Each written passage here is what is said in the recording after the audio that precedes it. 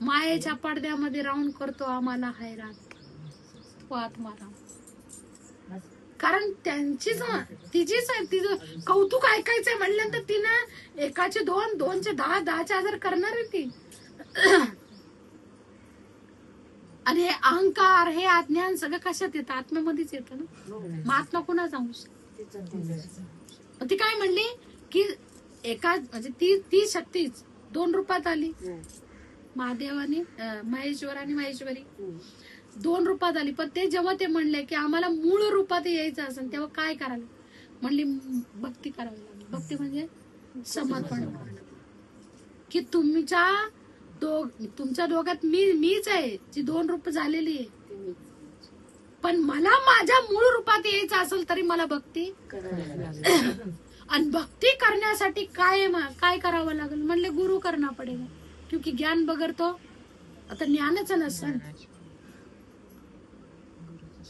नसन तर मग मूळ तत्वाचं ज्ञान कसं होईल? मग आता काय केलं पाहिजे? मग तुमचा गुरु मीच होईन परत. काय म्हणले ती?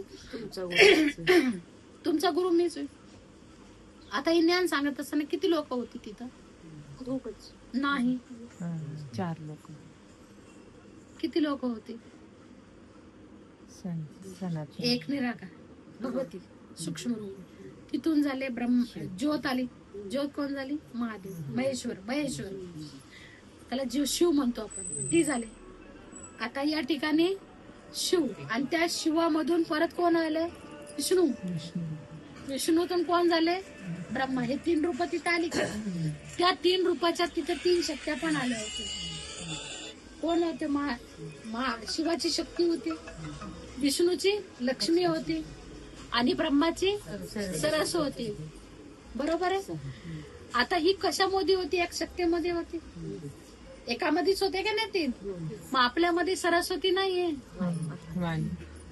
वाणी कोण आहे? आणि शब्द कोण आहे?